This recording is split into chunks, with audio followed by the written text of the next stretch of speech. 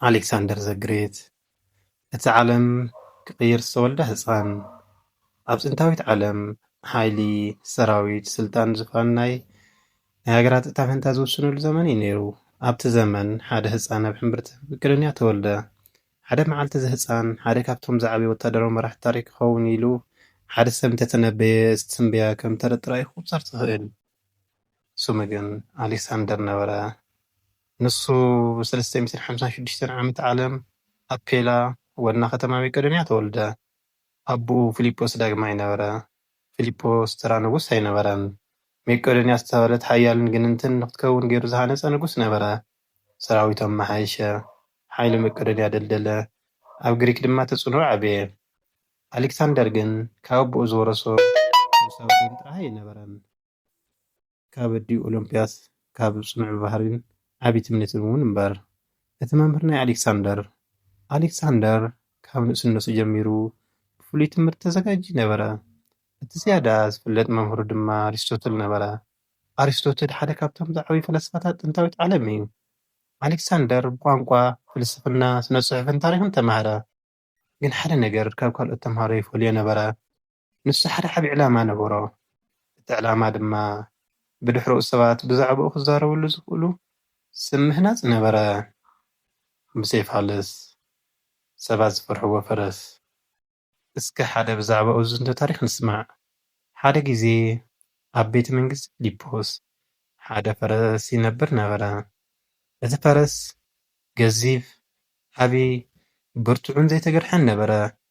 ስሙ ድማ ቡሴፋለስ ነበረ። ብዙሓት ሰባት ክውጥሕዎ ፈተኑ። እቲ ፈረስ ግን ንኩሎም ኣውደቖም።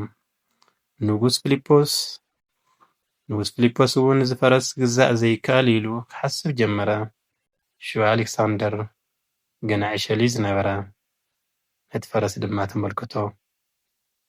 እቲ ብኻልኦት ዝያዳ ዝፍራሕ ፈረስ ነገር ግን ንኣሌክሳንደር ከምኡ ኣይነበረን።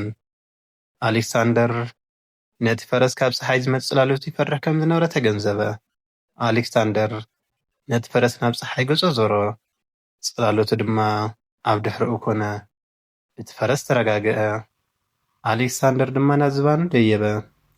እቲ ህዝቢ ተደነቐ። እቲ ንሓያላት ሰባት ዘይተኣዘዘ ፈረስ ንሓደ ዕሸል ተኣዘዘ። እቲ ዘገርም ግን እዚ እዩ። ኣሌክሳንደር ብሓይሊ ንፈረስ ኣይሰዓሮን። ናይ ፈረስ ባህሪ ምጽናዕ የሸነፎ እምበር። ኣሌክሳንደር ኣብ ውግእ። ኣሌክሳንደር ገና ብዕሸል ዕድመኡ ኣብ ወታደራዊ ጉዳያት ይሳተፍ ነበረ። ብ338 ዓመተ ዓለም ኣብ ውግእ ኡክራይና ኣብ ጎኒ ኣቦኡ ኮይኑ ተዋግአ። ገና 18 ዓመት ድማ ነበረ። እዚ ግን ናይ ታሪክ መፈለምታ እዩ ነይሩ። ወዲ 20 ዓመት ንጉስ መቄዶንያ። ብ336 ዓመተ ዓለም ሓደ ከቢድ ነገር ተፈጸመ። ፊልጶስ ዳግማይ ተቐትለ።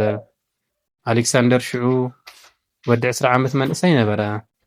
ዙፋን ተረከበ። ግን ሓደ መንእሰይ ንጉስ ክኸውን ማለት ሰላም ማለት ኣይነበረን።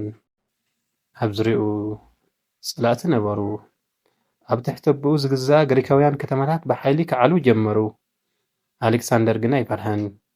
ብፍጥነት ሰራዊቱ ኣከበ። ኣንጻር ጸላእቱ ተንቀሳቐሰ። ግልፂ መልእኽቲ ድማ ሰደደ። ኣሌክሳንደር ንእሽተን ኢልኩም ኣይትንዓቑኒ። ካብኡ ጀሚሩ ታሪክ ብዓብይ ጉዕዞ ክቅየር ጀመረ። ኣሌክሳንደር ራዕይቱ ናብ ምዕራብ ጥራይ ኣይኮነን ጥምታት ነበራ፣ ናብ ምብራቕ እውን እምበር። ኣብ ምብራቕ ድማ ሓደ ዓብይ ጸላኢ ነበሮ፣ መንግስቲ ፋርስ። እቲ መንግስቲ ካብ መንግስቲ መቄዶንያ ብዙሕ ተዓጻጽፍ ሓይሉ ዝያዳ ነበረ። ብበዝሒ ሰራዊቱ እውን ፍሉጥ ነበረ።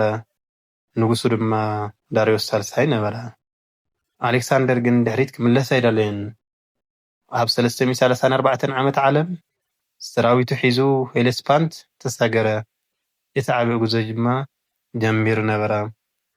ኣብ ቅድሚኡ ሰፊሕ እስያ ነበረት። ኣብ ቅድሚኡ ፋርሳዊ መንግስቲ ነበረ። ኣሌክሳንደር ሕጂ ንመጀመርታ ግዜ ምስ ሰራዊት ፋርስ ኣብ ግራኒከስ ክጋጠም ኮነ። እቲ ውግእ ቀሊል ክኸውን ከም ዘይኽእል ፍሉጥ እዩ ዝነበረ።